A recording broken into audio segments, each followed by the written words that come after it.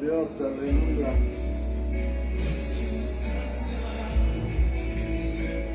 Santo es el Señor.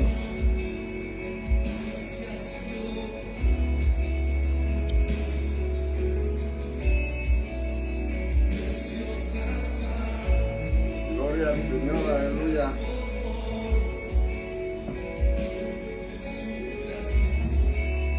Amén. Damos gracias al Señor en esta mañana que nos permite una vez más estar en su casa. Amén.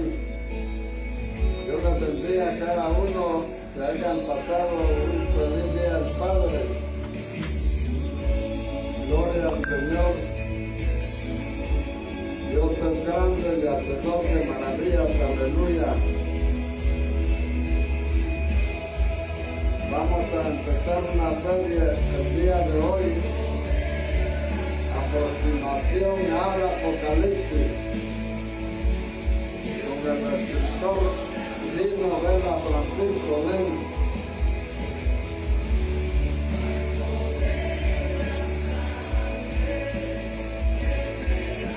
Gloria al Señor. Padre, gracias te damos, Señor, por la oportunidad que tú nos das en este día, Padre Santo, poder estar nuevamente en tu casa, Padre. Te pedimos tu ayuda, tu dirección, Señor, a este libro del Apocalipsis, Señor. Padre, en el nombre de Jesús, amén. Te lo pedimos, Señor, Dios Santo, amén, aleluya. Amén. Como les decía, vamos a empezar una serie de libros del Apocalipsis. Y en este día vamos a empezar con la introducción al libro de la consumación. Y entonces vamos a tener una visión panorámica.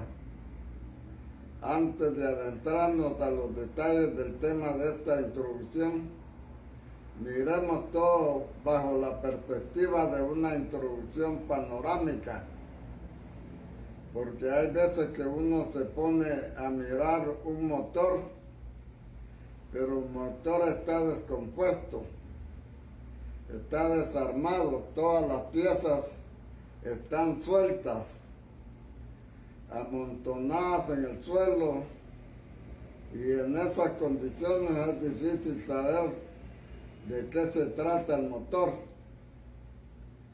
Es necesario pues que todo el motor esté armado, que cada tuerca vaya con su correspondiente tornillo, que cada plaquita esté en su lugar y que cada resortito así mismo esté en su lugar, que todas las cosas estén relacionadas una con la otra de una manera coherente.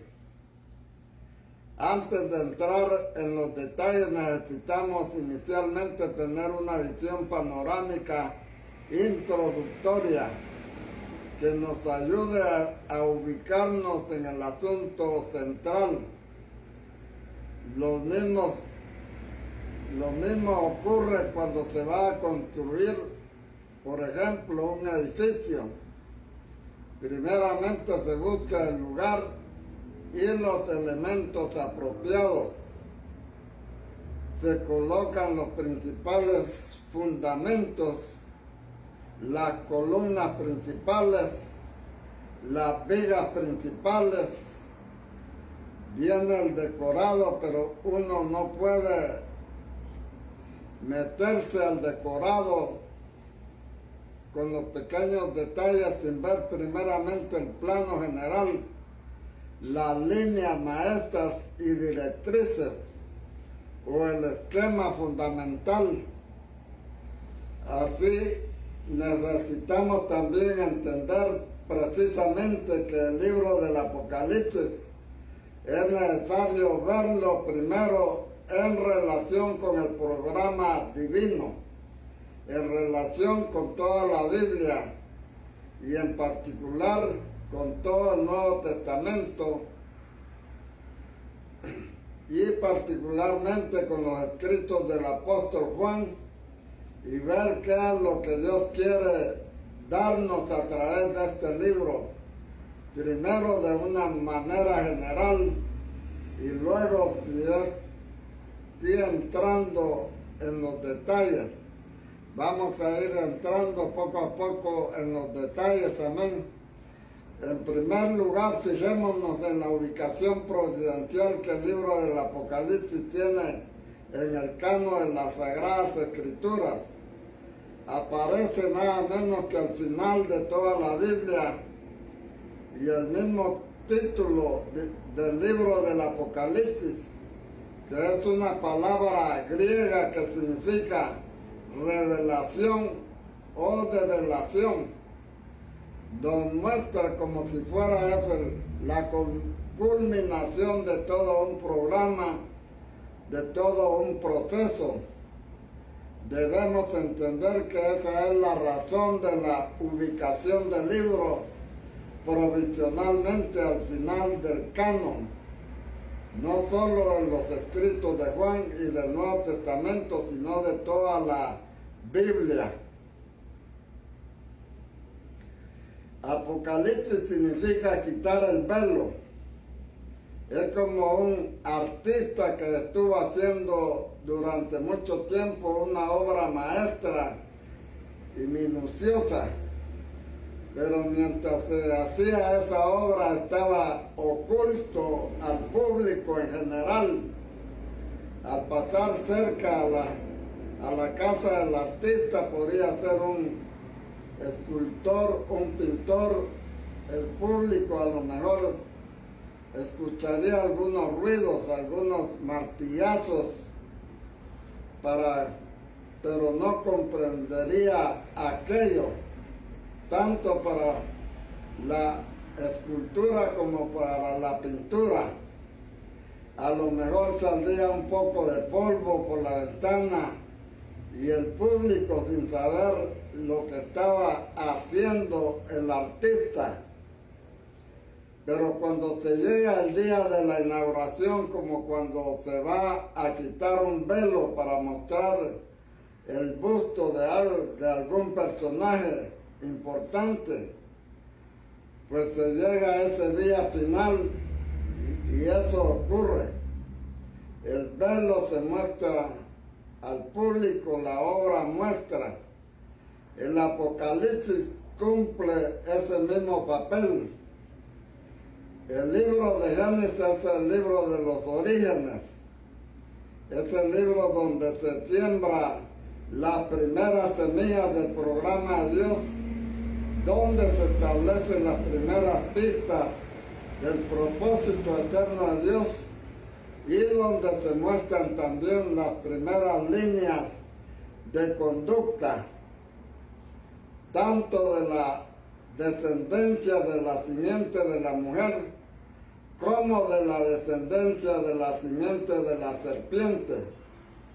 En el libro de Génesis se siembran esas semillas. La primera profecía donde se nos resume lo que sería la historia está primeramente en Génesis, pero después de haberse desarrollado a lo largo de toda la Biblia y de toda la historia, se consuma en el Apocalipsis. El combate histórico entre las dos simientes.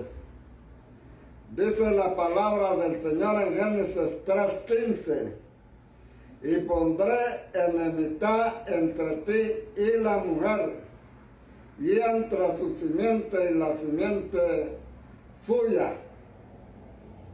Esta te herirá en la cabeza y tú le herirás en el calcañal. Dios habla aquí anticipándose al programa de la historia y le habla a la serpiente, aquella serpiente antigua que es el diablo, Satanás. Y vemos que el Señor está edificando a un personaje y a una línea de conducta que sigue a ese personaje, como el Señor Jesús dijo después. Vosotros sois de vuestro padre el diablo y los deseos de vuestro padre queréis hacer. Juan 8:44.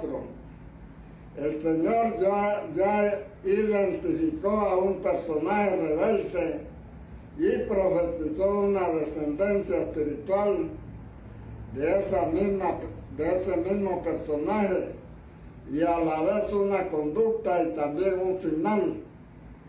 Dios puso enemistad entre la simiente de la serpiente y la simiente de la mujer. Claro que la mujer, si sola, no puede tener, por lo tanto, realmente el Señor Jesucristo es la simiente de la mujer, porque nació de la mujer sin intervención de varón. De ahí que esto se trata de una lucha entre el Señor y el diablo, en la cual el Señor hiere en la cabeza a Satanás.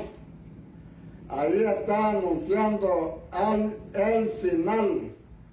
Y el diablo hiere al Señor en el calcañal. El Señor le aplastará la cabeza al diablo y al aplastársela, él será herido, pero de todas maneras se la aplastará. La profecía que podríamos llamar el protoevangelio nos muestra un combate entre Dios y el diablo, entre la descendencia de uno y la descendencia del otro. Un final victorioso para el Señor, revelado a través de la simiente de la mujer. Para obtener esa victoria tuvo que haber una herida, un sufrimiento, esa simiente de la mujer. Jesús aquí representa de una manera resumida el programa de Dios a lo largo de toda la historia. Y la historia misma tiene su final. Esta misma mujer y esta misma serpiente aparecen también en Apocalipsis.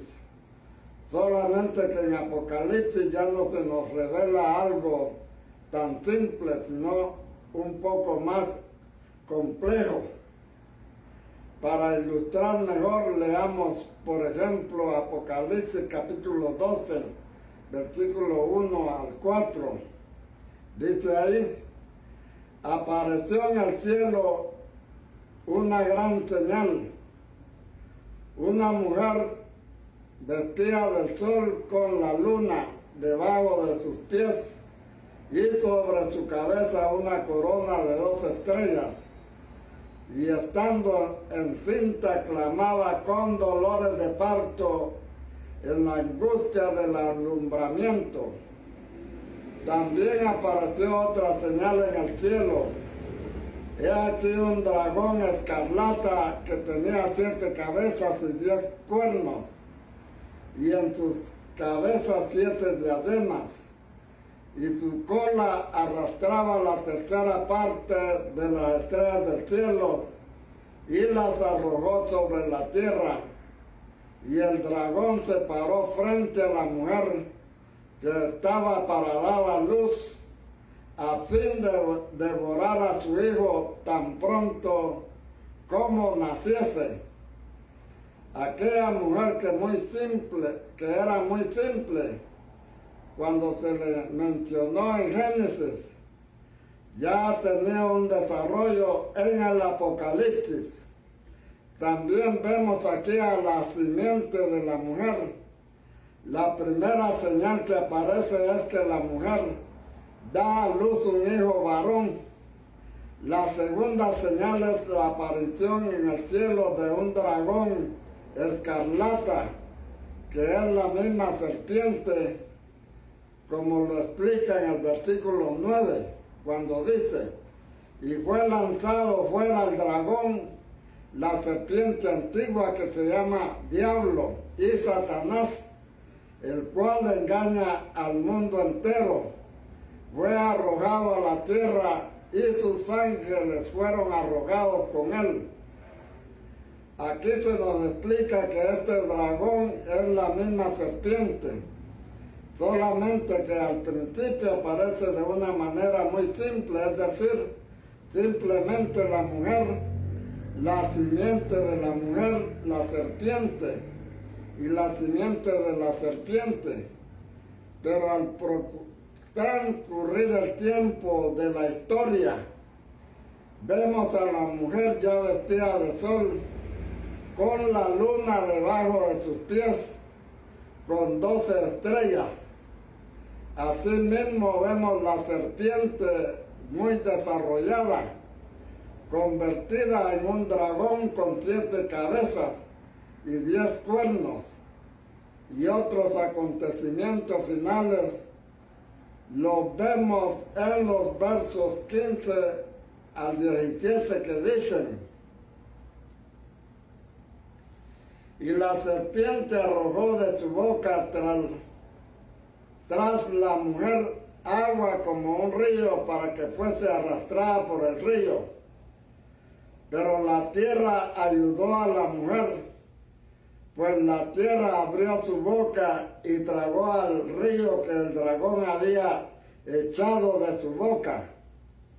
Entonces el dragón se llenó de ira contra la mujer y se fue a hacer guerra contra el resto de la descendencia de los que guardan los mandamientos de Dios y tienen el testimonio de Jesucristo.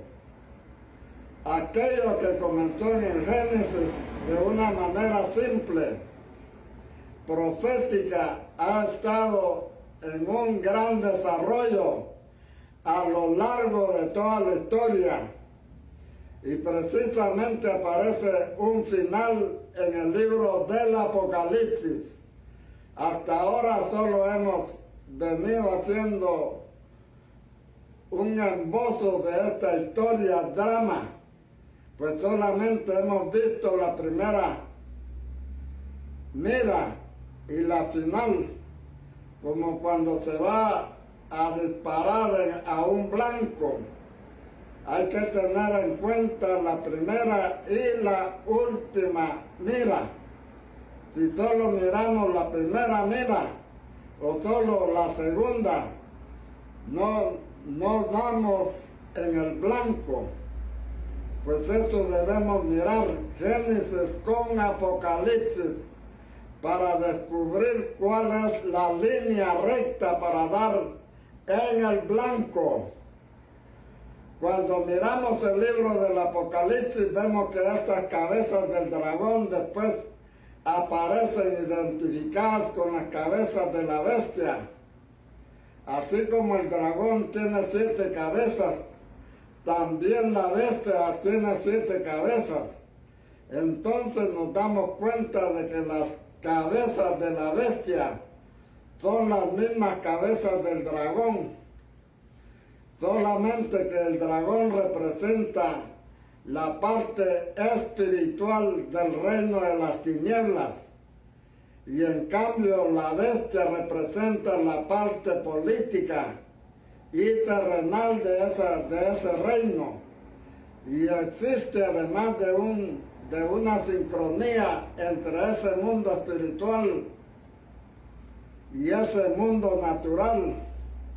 Por ejemplo, en el capítulo 10 del libro del profeta Daniel aparece una lucha en los aires y se dice que aquel ángel que estuvo luchando por venir a darle a Daniel la revelación de Dios tuvo que ser ayudado por el arcángel Miguel, quien luchó contra el príncipe de Persia. Pero la palabra narra que después de que el príncipe de Persia cayera, vendría el príncipe de Grecia, y eso significa que en los aires existió un principado que se llamó príncipe de Persia. Mientras ese principado demoníaco estaba reinando en la tierra gobernada el imperio persa. Cuando el príncipe espiritual de las tinieblas de Persia cayó, el imperio de Persia también cayó. ¿Y ante quién cayó el imperio de Persia? Primeramente ante el imperio griego, que era liderado por el príncipe de las tinieblas, llamado el príncipe de Grecia. Vemos que la palabra de Dios nos revela que existe una sincronía entre el mundo espiritual y el mundo natural, entre el dragón y la bestia, las cabezas del dragón y sus príncipes, y las cabezas de la bestia, y los grandes líderes o grandes imperios que están representados por la cabezas. Está profetizado desde Génesis lo que entre la simiente de la mujer y la simiente de la serpiente se ha desarrollado en toda la historia universal, y la palabra de Dios nos revela el trasfondo de la historia universal. ¿Qué es lo que está detrás de todos los acontecimientos? Pregunta, ¿qué es lo que está pasando detrás de todos estos acontecimientos que estamos mirando en estos últimos tiempos? Ya Israel, gloria al Señor, está luchando ahí. Está en las últimas etapas ya de la guerra. Se está desarrollando a través de todos los tiempos una guerra. Y Dios nos está profetizando a través de todos estos acontecimientos. Nunca antes se había visto una peregrinación masiva, un éxodo masivo de gente de todo el mundo viniéndose para los Estados Unidos. Ya Estados Unidos ya no puede más con tanta gente que viene. Son 2.500 que han puesto la tarifa ahora para que entren. Si se pasa de esa cifra, van a cortar, porque hay una decadencia mundial. El príncipe, los principados de todas las naciones están haciendo una crisis, están haciendo una hambruna, están tratando con la humanidad, están involucrando a la gente para el suicidio, para la guerra, para las drogas, para que todo le funcione mal. Hay unos principados, el diablo ha ganado unas batallas grandes, se ha adentrado mucho. Ahora ya no es el mismo diablo que existía antes, ahora ya tiene unas diademas, ya tiene unos cuernos, ya tiene unas coronas, se ha ganado la fama ya al mundo. En vez de seguir a Cristo, sigue al mismo Satanás.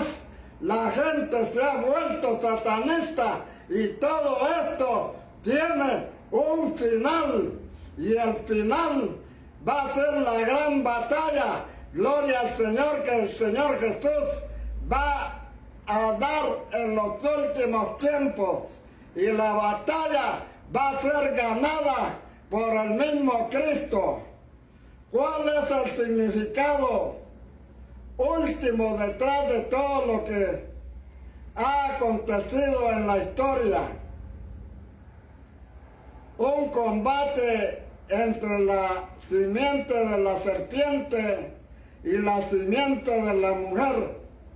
La línea de Dios contra la línea de Satanás. Al fin de cuentas, eso es lo que está detrás.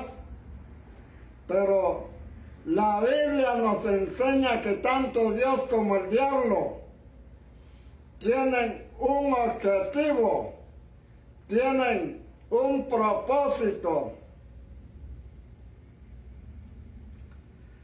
La gran mentira del diablo La Biblia nos habla del propósito de Dios y también nos habla de las intenciones o deseos del llamado Padre, el diablo. No es llamado así por nosotros, obviamente, como citamos arriba. El Señor le dijo a ciertos personajes: vosotros sois de vuestro padre el diablo, y los deseos de vuestro padre queréis hacer.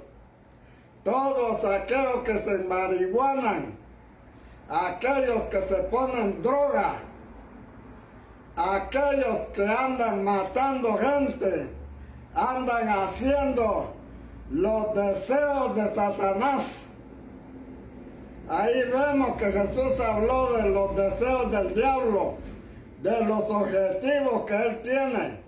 Hay algo que él quiso en los capítulos 14 de Isaías y 28 de Ezequiel. La palabra de Dios nos aclara que el diablo tuvo objetivos, pero esos objetivos no son de Dios ni son eternos. Antes que el diablo tuviera esos objetivos, y antes de que el diablo existiera, y antes de que existiera cosa alguna, Dios existía desde la eternidad, y Dios tenía sus propios objetivos, sus propios propósitos, aún sabiendo que una de las criaturas angélicas, un querubín protector que él crearía como el sello de la hermosura, se rebelaría contra Dios y tendría también sus propósitos que están revelados claramente en Isaías 14 y Ezequiel 28. Esos propósitos satánicos consisten en que el diablo quiere ocupar el lugar de Dios. El diablo decía: en Isaías 14, versículos 13 y 14, subiré al cielo en lo alto junto a las estrellas de Dios, levantaré mi trono, y en el monte del testimonio me sentaré a los lados del norte. Sobre las alturas de la nube subiré y seré semejante al Altísimo. Esos han sido los deseos del diablo desde el comienzo de la rebelión en el cielo. Es decir, que el diablo tiene un objetivo. Él quiere construir, reemplazar a Dios. Él quiere que Él quiere que la criatura ocupe el lugar de Dios. Ese principio está detrás de muchas filosofías, de muchas mitologías, de muchas religiones y de muchas rebeliones. Pero ese mismo principio, seréis semejantes a Dios, es el mismo con que el diablo ha tentado al hombre desde el principio. Vosotros seréis como dioses, conociendo el bien y el mal. Y eso es precisamente lo que está detrás de la filosofía evolucionista, del hombre autodesarrollándose por sí mismo hasta llegar a la expresión final de la divinidad. Pero la divinidad ya no se llama Dios, sino la naturaleza, como el panteísmo, filosofía que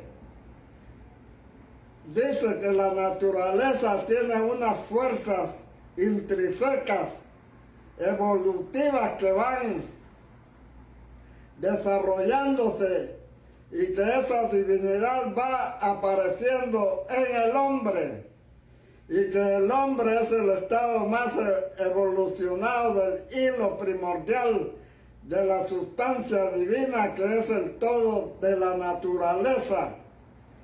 según ellos, y eso está detrás de las religiones, detrás de las mitologías y detrás de las filosofías seculares. Esa es la filosofía de Hegel, de Tilhar, de Clartin. Esa es la filosofía del evolucionismo, así mismo. Esa es la filosofía del esotericismo, del gnosticismo, del cabalismo y del ermitismo, de la masonería, de la nueva era, todas esas porquerías que han surgido.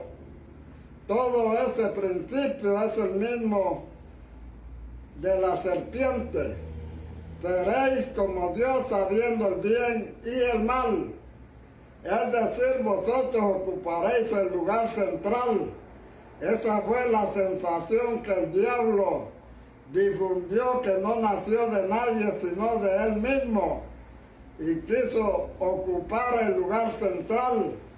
En Romanos capítulo 1, versículo 21 al 23, Pablo lo expresa hermosa y magistralmente así: pues habiendo conocido a Dios, no le glorificaron como a Dios, ni le dieron gracias, sino que se envanecieron en sus razonamientos, y su necio corazón fue entenebrecido.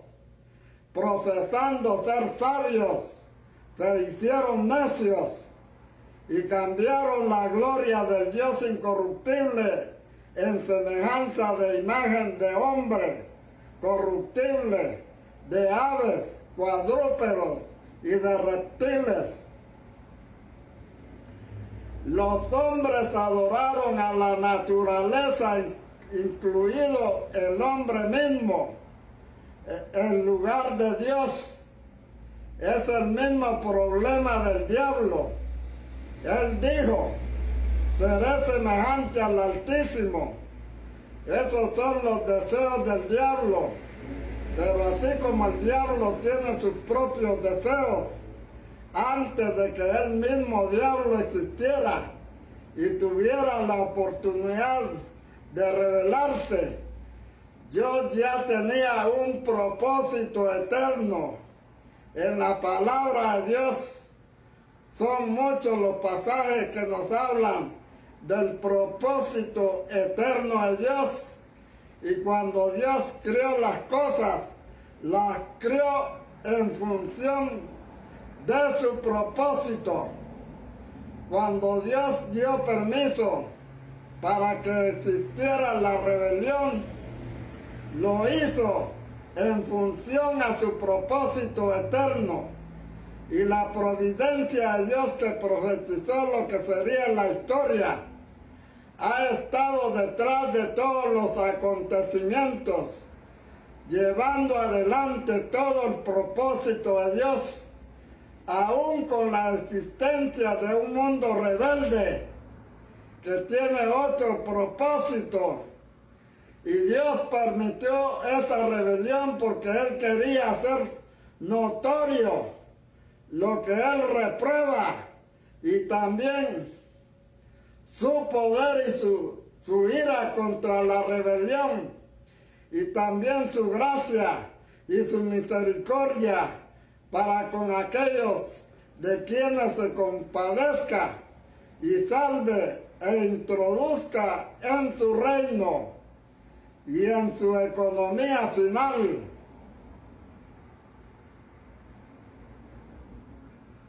Un sustrato del propósito de Dios. Démonos cuenta que el libro del Apocalipsis está situado en un lugar donde confluye la consumación de esas dos líneas. No es cualquier libro. Eso supone un libro tremendo. Un libro donde todo lo que se sembró en Génesis y se desarrolló a lo largo de la historia en la Biblia, y también de que la Biblia cerró su canon. Todo eso que estaba ya profetizado se consuma en el libro del Apocalipsis. Ese libro contiene el destino final de aquella simiente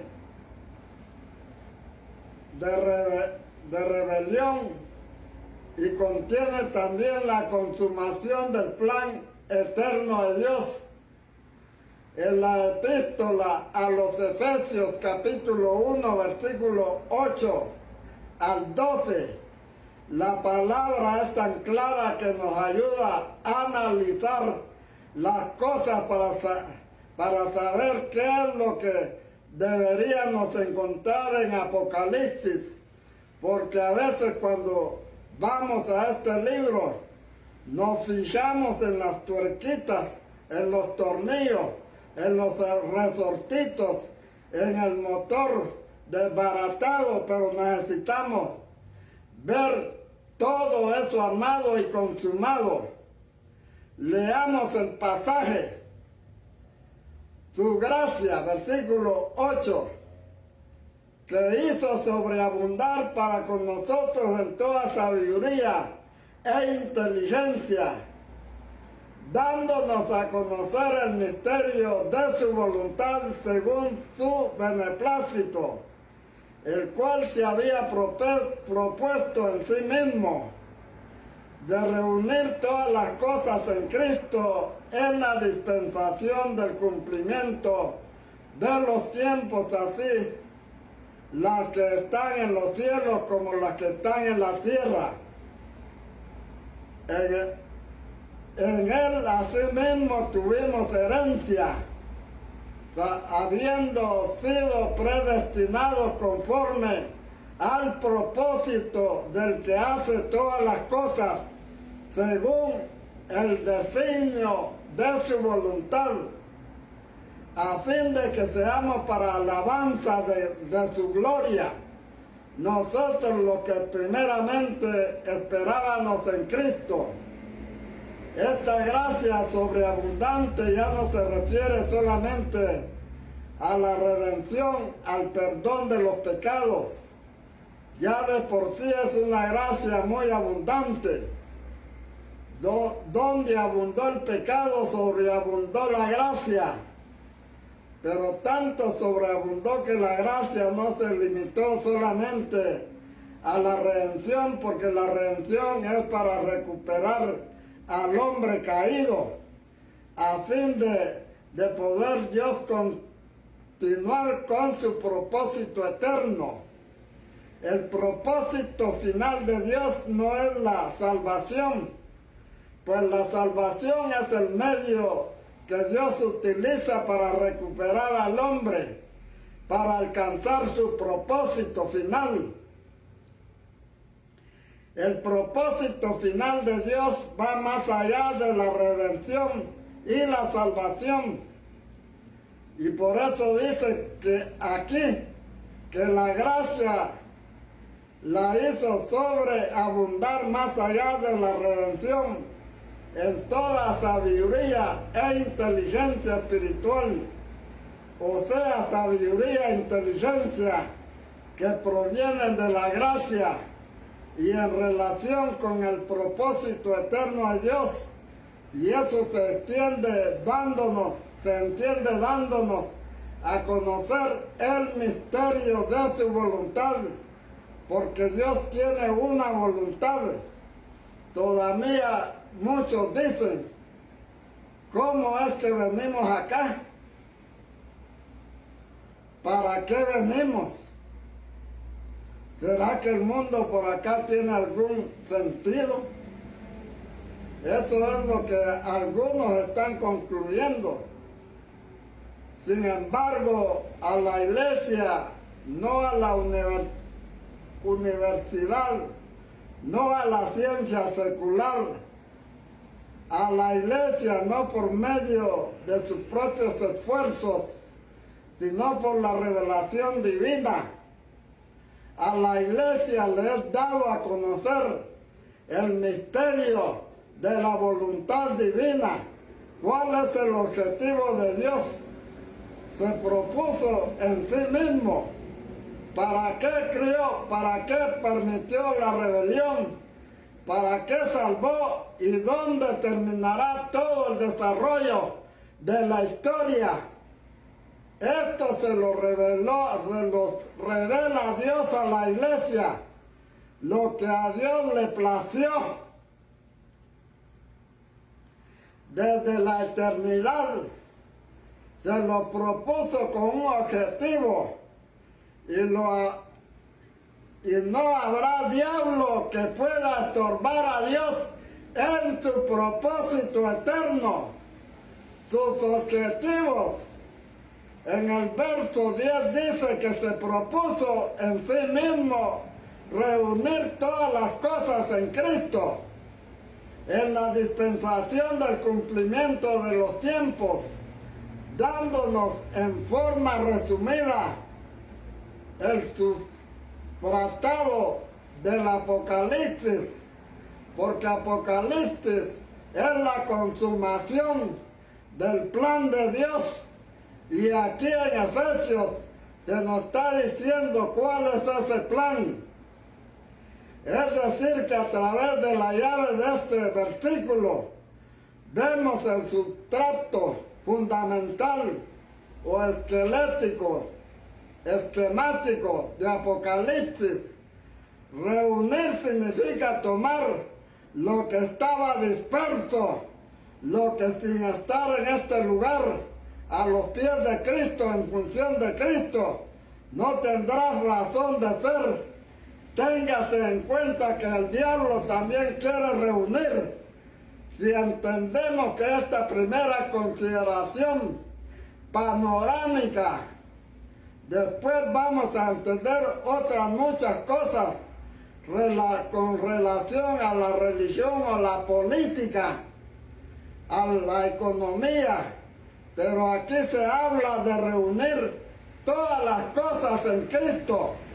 En cambio, el diablo quiere reunir todas las cosas, pero no en Cristo, sino alrededor de sí mismo. El diablo en su deseo quiere sentarse en el monte del testimonio, poner su trono sobre las estrellas del norte y hacerse semejante a Dios. Y para eso necesita también reunir, pero reunir alrededor de sí mismo. En cambio, el Señor quiere reunir alrededor de Cristo, a quien ama al Padre por sobre todas las cosas, es el Hijo, porque antes de que existiera la creación, solo existía la Trinidad. El Padre amaba al Hijo y el Padre quiere la preeminencia del Hijo sobre todas las cosas. La creación fue hecha para el Hijo. La redención es para darle al Hijo un reino. El Hijo está en el centro del corazón del Padre, pero el diablo quiere ocupar ese centro. Si entendemos esto, se nos va a afinar el discernimiento acerca de los acontecimientos actuales, porque sabemos que existen dos fuerzas en combate, en la cual prevalecerá la del Señor, aunque sea muy aparente la del diablo. Es más aparente un dragón con 7 cabezas que una mujer con un niño, pero sin embargo, el niño de esa mujer, la simiente de la mujer, quien prevalecerá contra el dragón, sus cabezas y sus cuernos. Cuando en Efesios se nos dice la de reunir es la dispensación del cumplimiento, en el griego dice en la economía de la plenitud de los tiempos.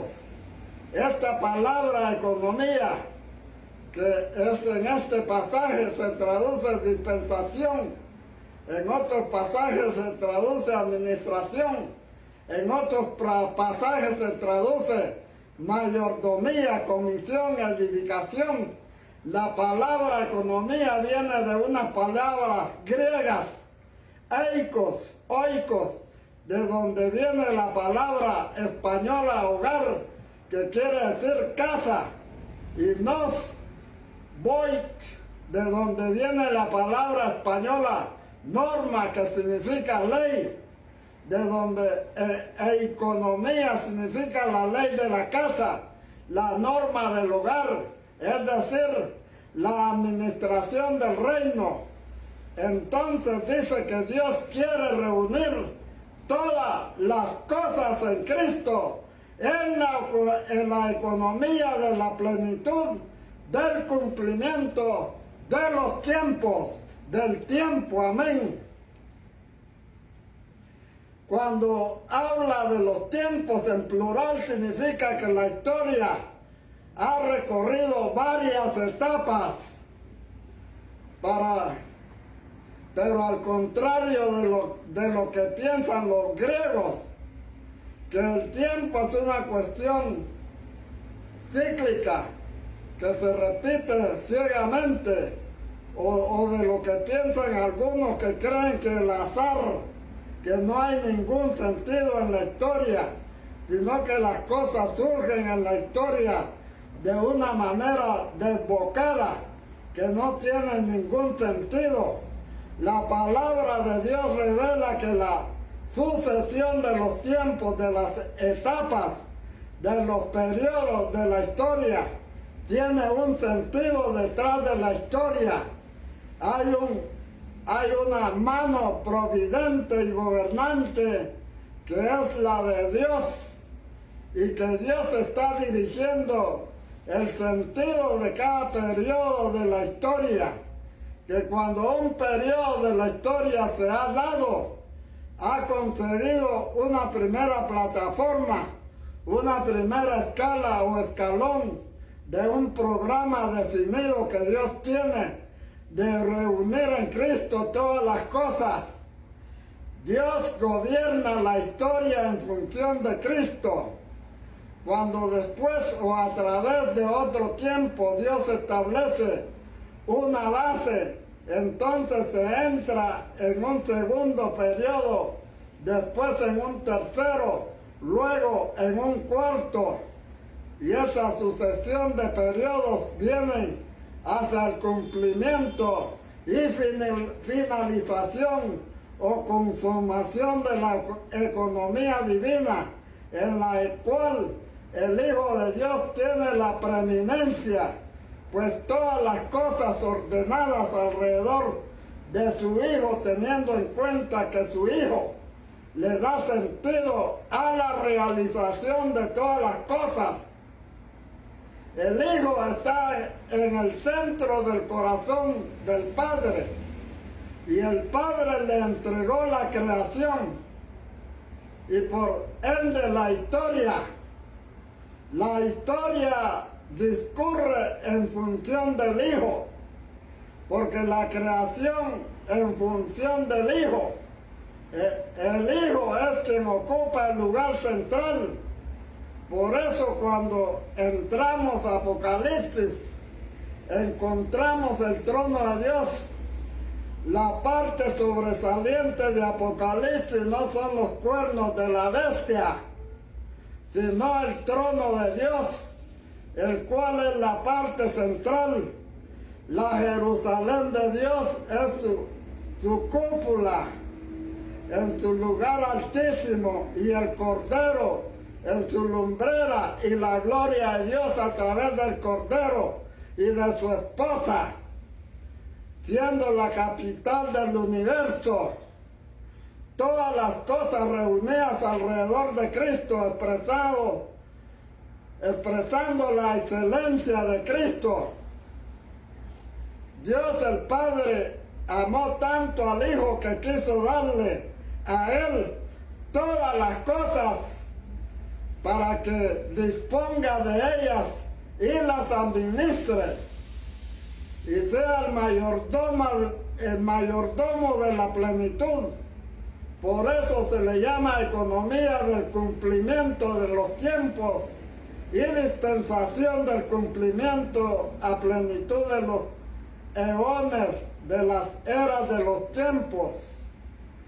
La iglesia en el propósito de Dios.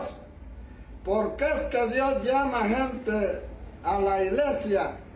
¿Por qué es que Dios te tiene ahí donde tú estás? Dios tiene un propósito. Un hecho importante es que en este propósito eterno de Dios, en el que el lugar central lo ocupa el Hijo de Dios, el Cristo, el Señor Jesús, la iglesia juntamente con Cristo ocupa también un lugar central como esposa de Él que es, como coherederos, como somos los hijos de Dios con Él.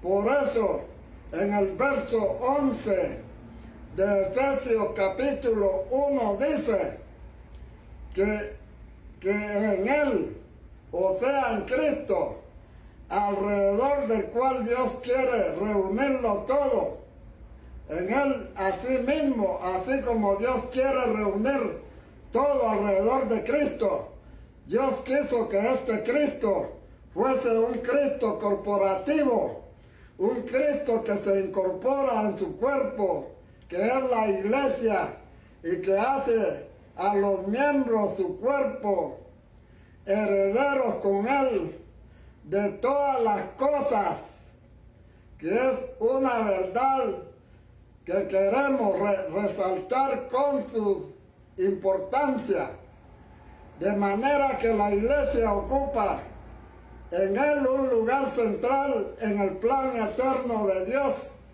Esa es la razón por la cual en el último libro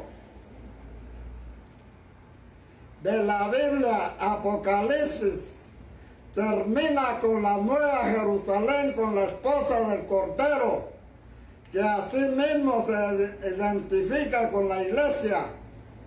Así como la Jerusalén terrenal tenía en las afueras un basurero donde iban a parar todas las cosas inservibles para quemarlas con fuego, ubicado en el valle de Hinón, de donde viene la palabra Gehenna.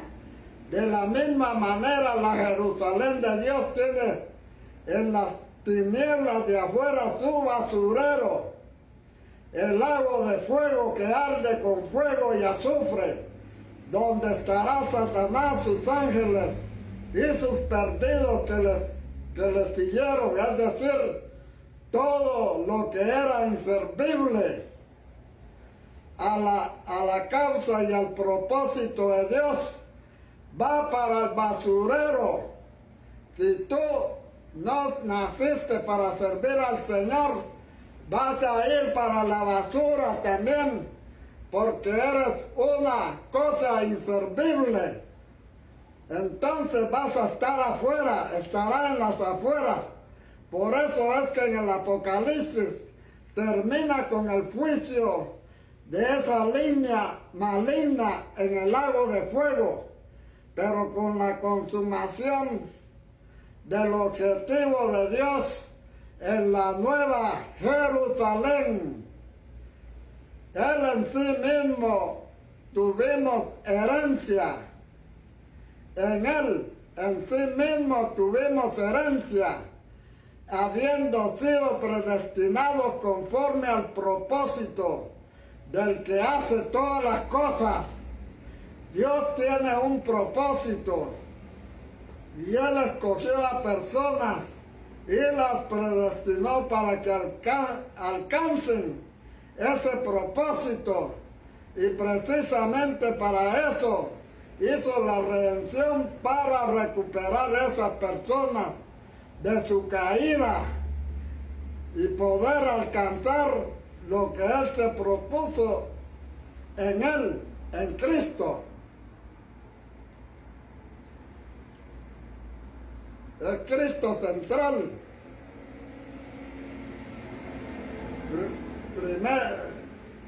preeminente alrededor del cual Dios el Padre reúne todo.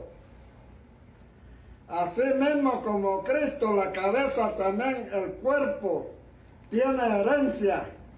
Fuimos hechos coherederos conforme al propósito que hace todas las cosas según el designio de su voluntad, a fin de que seamos para alabanza de su gloria. Nosotros los que primeramente esperamos en Cristo. Estos versos de Efesios que hemos venido desglosando, está el sustrato básico, la esencia de Apocalipsis, porque está la revelación de lo que es el objetivo de Dios. Y Apocalipsis es la expresión, la revelación ya más detallada de esa culminación del programa de Dios. Si entendemos esta visión panorámica, vamos a entender después mucho mejor los detalles del Apocalipsis. Visión panorámica de la economía divina. Asimismo es importante detenernos un poco en esa visión panorámica, en lo relacionado con la teología y la economía divina. La teología que se ocupa del estudio y profundización de la palabra de Dios en general tiene también un orden normal, sistemático, que es la teología sistemática, la cual no se atagranta con un montón de temas inconexos, por eso se le llama sistemática. En cambio, la exegesis hace el examen de cada texto para sacar su sentido. La teología dogmática es la que relaciona las verdades traídas por la exegesis. La dogmática no estudia por textos, por autores, por pasajes en orden, o por libros o versos, por raíces, sino que su estudio lo hace por temas. La teología exegética estudiada por autores como colección de las epístolas paulinas, incluso haciendo las subdivisiones como las epístolas primeras, las epístolas de la prisión, las epístolas pastorales. El paso siguiente sería empezar con Romanos, sus principales secciones, luego todo el primer capítulo, pasaje por pasaje, verso por verso, frase por frase, y si es necesario, palabra por palabra, y aún raíz por raíz de esa palabra.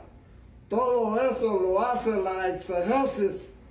La exegesis se encarga del estudio del libro y lo ubica, y puede comenzar por estudiar la raíz de la palabra, el sentido del versículo, el contexto del versículo, el lugar que ocupa en toda la epístola y lo que Dios nos quiere decir a través de Pablo en esa epístola, incluso del aporte paulino en todas sus epístolas. Ya tenemos la teología paulina y después se hace lo mismo con Pedro, obteniendo la teología patrina. Después hacemos lo mismo con Juan y tenemos la teología juanina. Luego tomamos toda la teología de los autores del Nuevo Testamento y tenemos la teología neotestamentaria. De esa manera hacemos lo mismo con la teología del Antiguo Testamento y tenemos la teología bíblica que surge de la exegesis. La teología dogmática es la antesala de la sistemática. Como hemos dicho, La dogmática no estudia por libros, por autores, por pasajes, sino por temas. A la dogmática lo que le interesa es Dios, el plan de Dios, la creación de Dios, los ángeles, el diablo, los demonios, el hombre, la caída, el pecado, la salvación, Cristo, el Espíritu Santo, la iglesia, las últimas cosas. O sea que estudia los grandes temas y las verdades reveladas y programadas, proclamadas. A eso es que en la Biblia, en su versión original, se le llama dogmática. Cuando leemos en la Biblia en español, ahí encontramos la palabra dogma, pero en el original griego sí está. Cuando se reunió el concilio de Jerusalén y llegaron a una conclusión y la escribieron después de que llegaron a las iglesias. Dice que en la traducción de Reina de Valera de 1960, que estuvieron la carta con las ordenanzas de los apóstoles, pero en el original griego la palabra que aquí se traduce ordenanza, como en otras partes que se traduce edicto, decreto, acuerdo o orden, es la palabra griega dogma. Apostólico, surgió del concilio apostólico de la iglesia en Jerusalén, o sea, el primer concilio. De esa palabra bíblica dogma surge lo que es la dogmática. La teología dogmática es el estudio de los grandes temas, ya no es el estudio de los grandes textos, pues de eso se encarga la exegesis, para que surja la teología bíblica. Cuando estos temas se ponen en orden, en una secuencia, surja la teología bíblica. Cuando esto, amén, surja la teología coherente, entonces se arma un sistema completo. La iglesia no solamente tiene que tener mensajes sueltos de una cantidad de cosas, como si nos estuviéramos comiendo un sancocho, sino que la iglesia tiene que ordenar esos temas en una gran conmovisión que demuestre cuál es el consejo de Dios. Por esa razón Pablo habla de que no había rehuido anunciar a la iglesia todo el consejo de Dios. El consejo de Dios es la conmovisión coherente, lo que el salmista en el Salmo 119, 160, versículo 160, dice: la suma de tu palabra es verdad. Y de ese versículo es de donde surgieron los nombres de los grandes sistemas teológicos, y que por eso en la Edad Media, de la llamada la suma teológica, que se deriva de la palabra latina suma, que significa totalidad, con la que escribieron Tomás de Aquino y Alberto Magno. La de Tomás de Aquino es una obra monumental donde no está tratando un tema o otro, sino que se mete con los grandes temas y los ordena en un sistema.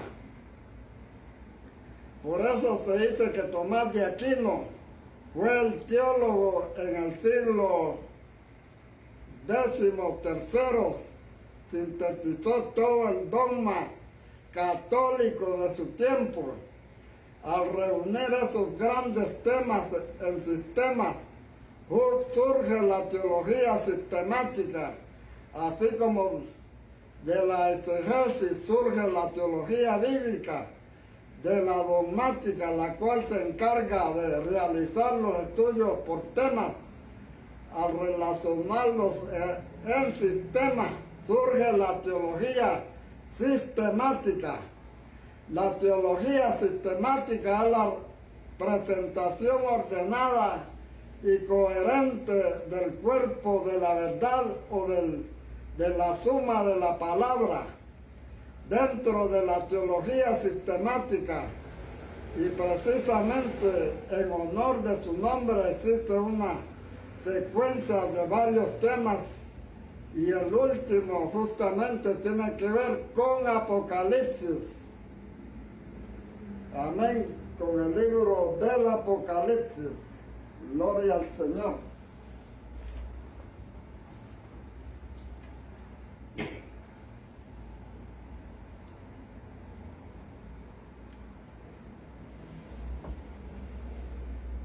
Decíamos que tenía que ver con el libro del Apocalipsis. La teología sistemática es la presentación ordenada y coherente del cuerpo de la verdad o del tema de la palabra.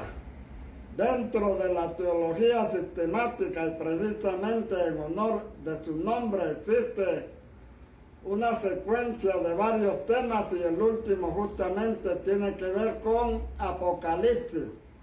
Dentro del contexto de la escatología, lo primero que Dios ha revelado en la Biblia es acerca de sí mismo. Por lo tanto, el primer gran tema de la teología sistemática es Dios mismo. La teología propiamente dicha, lo que se llama teología propia, es la materia que se ocupa del ser de Dios, de los atributos de Dios, de los nombres de Dios, de su eternidad, de su espiritualidad, de su personalidad, de su infinitud, de su amor, de su unidad en Trinidad, etc. Solamente es Dios el contenido de esa gran materia o sección o asignatura de la teología sistemática, que es la teología propiamente dicha o teología propia. Pero Dios no solamente ha revelado algo acerca de sí mismo, sino que ha revelado algo acerca de sus planes, porque una cosa es lo que Él es en sí mismo y para sí mismo, y otra cosa es lo que Él planea para con su creación. Antes de llegar a la creación misma, había unos planes, y Dios ha revelado en las sagradas escrituras el contenido de sus planes. ¿Cuál es su beneplácito? ¿Cuál es su voluntad? ¿Cuál es su propósito? ¿Cuál es el plano, el programa para llevar adelante ese propósito en el futuro? La presencia de Dios y el conocimiento anticipado de todas las cosas de Dios tiene para escoger según su presencia y para predestinar a esos escogidos y para bendecir con su gracia con un decreto antes de la fundación del mundo. La manera que sus escogidos predestinados alcancen el propósito, y ha ordenado las cosas y tiene lo que la Biblia llama un consejo determinado, una mano providente que dirige todas las cosas, y ese propósito, todos esos propósitos forman parte de una especie de segunda gran materia de la teología sistemática, que es la divina teología, es decir, tratado acerca del telos o la voluntad, El propósito es esa palabra telos. No significa fin en el sentido de terminación, sino de objetivo, meta, propósito. Después de la teología propiamente dicha, viene la divina teología. Luego de Dios haber trasladado de sí mismo y sus planes, también ha hablado acerca de la creación. Dios ha revelado ahí qué es la creación, cómo se originó, cómo está, qué le ha pasado, qué sentido tiene, cómo hay una creación invisible, cómo hay una providencia de Dios que sostiene esa creación, cómo hay una coherencia de Dios como causa primaria con las causas secundarias de la que se produce en la naturaleza. O sea que Dios ha revelado algo acerca de la creación y eso constituye la materia llamada cosmología bíblica. Pero después de Dios revelar acerca de sí mismo, de su propósito, de su creación, empieza a desglosar un poco más sobre la creación. Entre el mundo invisible, en las principales criaturas de ese mundo, en los ángeles, entonces surge esa gran materia que se llama angelología. Entre esos ángeles hubo un querubín, lucero, que se reveló y surge la santonología. Pero como no se reveló él solo, sino que se reveló la tercera parte de esos ángeles, entonces surge la demonología, o los demonios, el estudio de los demonios, siendo esas dos materias derivaciones de la angelología. De todo esto ha hablado Dios en la Biblia, pero vienen las criaturas del mundo visible, de las cuales la principal es el hombre. Dios ha hablado en la Biblia acerca del hombre, de la misión del hombre conforme al propósito de Dios, del diseño del hombre conforme a la misión de Dios, de lo encomendado, de la constitución del hombre, de su espíritu, de su alma, de su cuerpo, de cómo cayó el hombre y cómo afectó la caída del ser del hombre, tanto en lo individual como en lo familiar, en lo cultural, cómo ha sido restaurado todo ese tema y que se relaciona con él. Es el contenido de esa gran materia que se llama antropología bíblica revelada. Amén. La bíblica que nos enseña lo que Dios dice acerca del hombre, su origen, su misión, su estado, sus fines, etc. El diablo se ha inventado otra línea de donde proviene el hombre. El diablo dice que el hombre proviene, que no proviene, que Dios no lo hizo, sino que proviene del mono. Y que el hombre ha evolucionado. Entonces Dios presenta de antemano, antes de que el diablo se le anticipe, Él presenta cómo fue creado el hombre. Vemos que al igual que aquel querubín, el hombre también cayó y surge otro gran tema de lo que Dios habló muy claro en su palabra.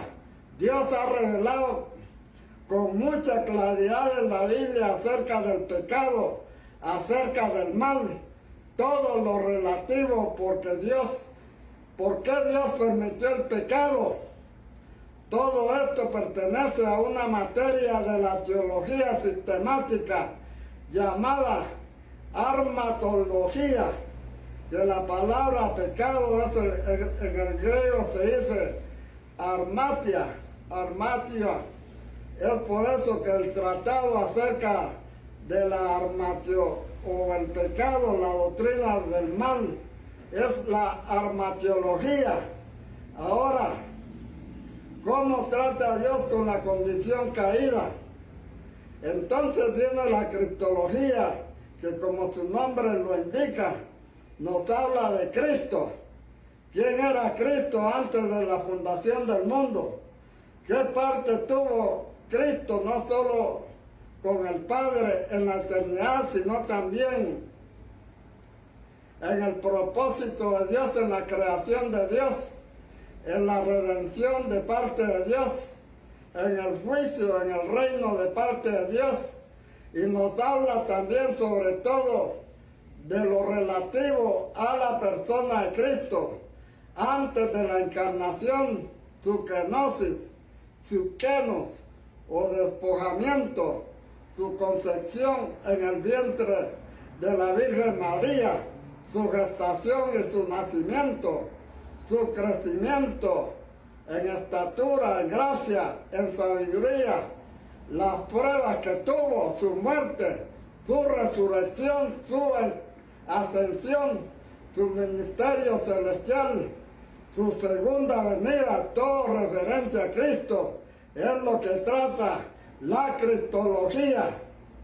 Así todo lo referente al Espíritu Santo lo registra la pneumatología, del griego pneuma, viento o espíritu. La cristología y la pneumatología son las bases de la soterología, que es la materia que se ocupa de la salvación, porque Cristo y el Espíritu Santo vinieron para sanar y para salvar.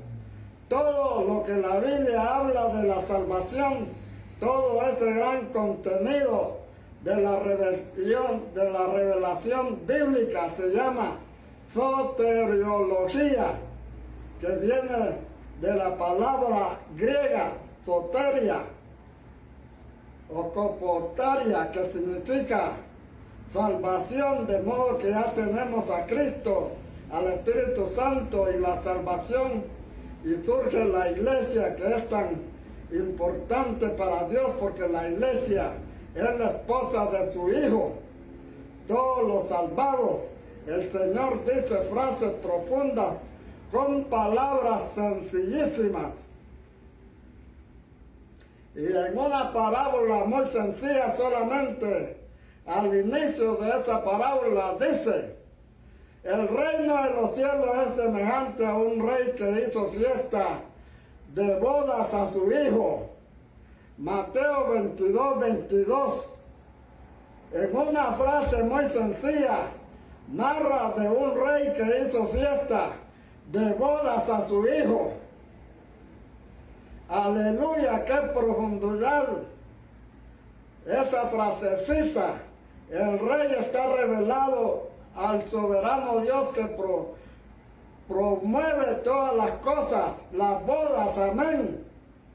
Y está revelado el propósito eterno de Dios, hacerle bodas a su hijo. Va a haber boda, amén. Lo quiera el diablo o no lo quiera, va a haber una boda, porque Dios se ha propuesto en los últimos tiempos a reunir todas las cosas por medio de Él alrededor de su Hijo. Está mostrando la centralidad de Cristo y está revelando el sentido de la iglesia, que es la esposa de ese Hijo, para que esas bodas, una frase tan sencilla y a la vez tan profunda, entonces surge esa gran materia acerca de la esposa de ese hijo, el cuerpo de Cristo, la iglesia, que es la eclesiología, porque la iglesia es el vehículo de vanguardia que usa la cabeza del universo, que es Cristo, el cual no solo cabeza de la iglesia, Él es cabeza de toda la creación. Asimismo es cabeza de todo varón, soberano de todos los reyes de la tierra. Y como cabeza Él tiene un cuerpo. A Él le fue dado una esposa, y todo lo que la Biblia habla acerca de la iglesia, el lugar de la iglesia, el propósito eterno de Dios, el origen de la iglesia, la naturaleza de la iglesia, las profecías y la tipología acerca de la iglesia, la administración de la iglesia, el gobierno de la iglesia, el funcionamiento de la iglesia, el misterio de los miembros del cuerpo de Cristo, que es mucho lo que la palabra de Dios habla sobre este tema. Todo eso lo trata esa gran materia que se llama eclesiología. La última de las grandes materias de la teología sistemática, y que precisamente se encuentra su sentido en el Apocalipsis, es la escatología.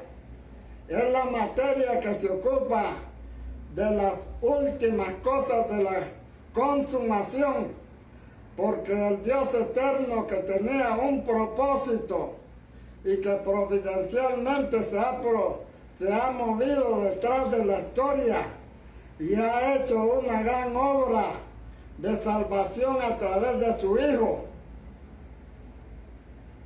y por su Espíritu, lo ha hecho con un sentido final, y ese sentido final es para cada criatura, y para todas las criaturas es una sola historia.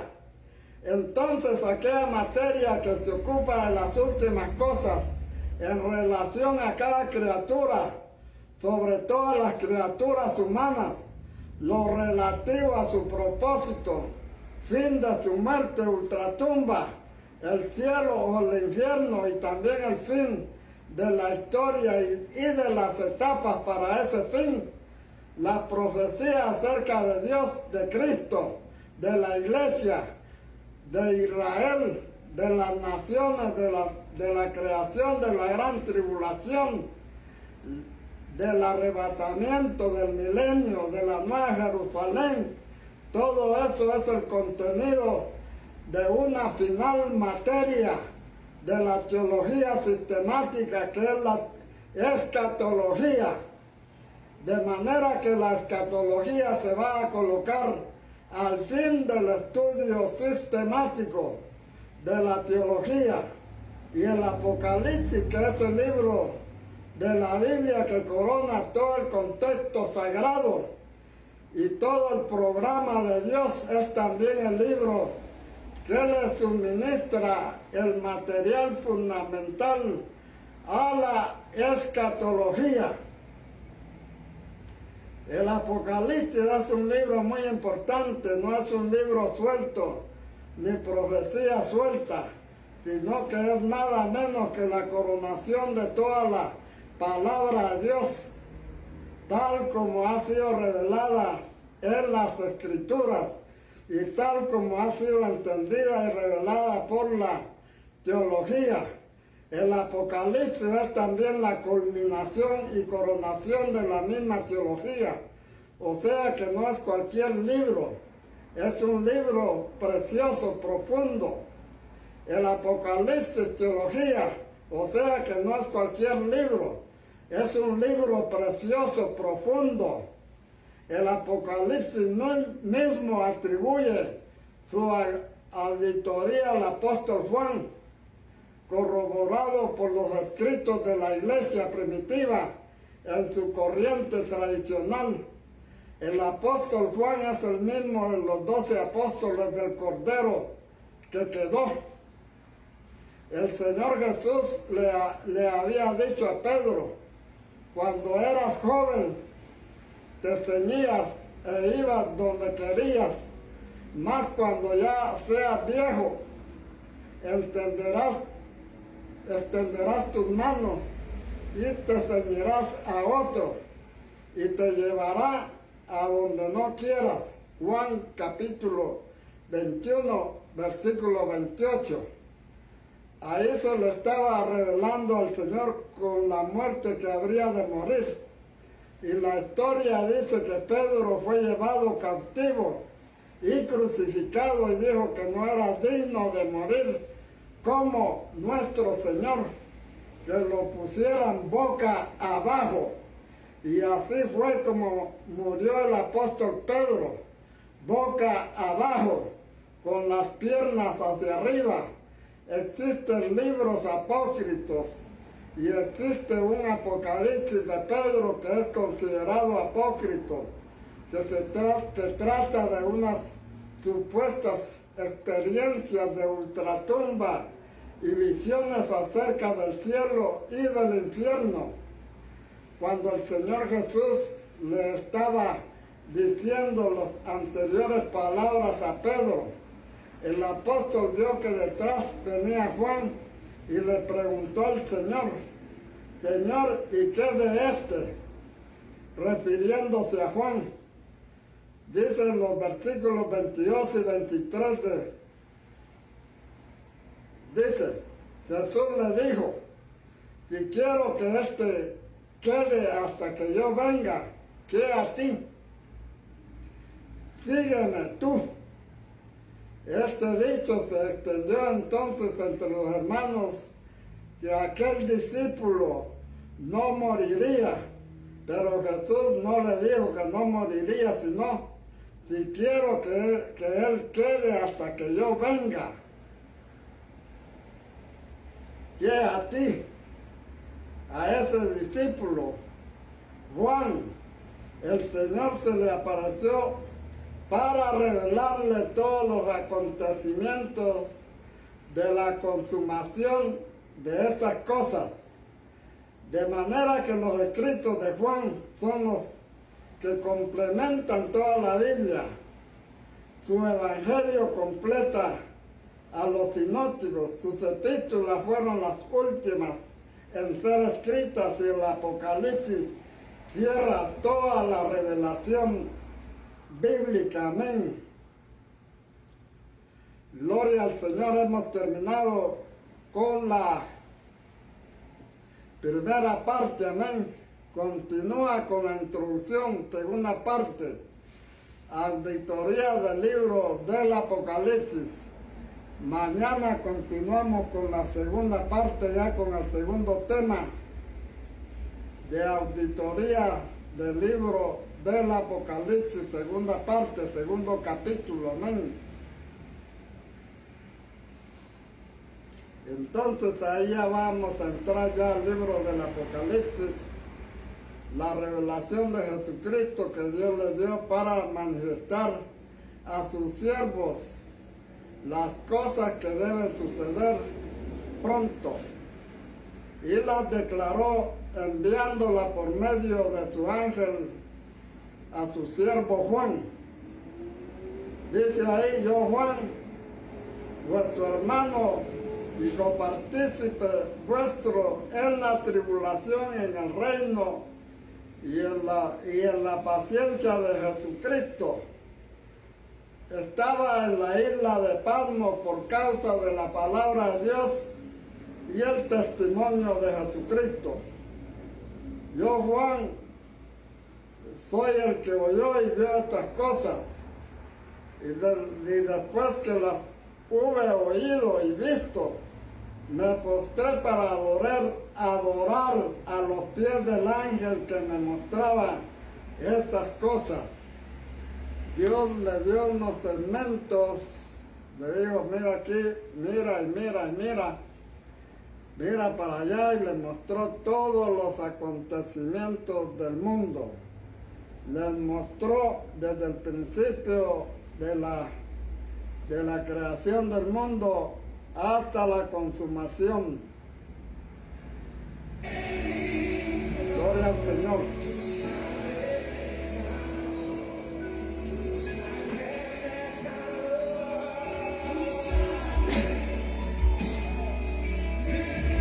Todos los eslabones se están uniendo, todos los tornillos se están uniendo ya la armazón está hecha, gloria al Señor. Todas las cosas que Dios programó ya se están para acontecer. Oh, gloria al Señor. Dios tiene un propósito. Dios tiene un propósito de reunir todas las cosas en Cristo, aleluya. La culminación más grande, el evento más grande pronto se aproxima, aleluya. Israel está dando un paso final. La iglesia está a punto de dar el paso final. Gloria al Señor, y solo queda ese momento glorioso. Tienes que prepararte para ese gran acontecimiento. Si no, vas a ir a tener que dar al basurero. Gloria al Señor. Tienes que hacer algo. Tienes que prepararte. Tienes que prepararte para el Señor. Hacer algo para Él. Alabado sea el nombre del Señor. Oh, gracias te damos, Dios.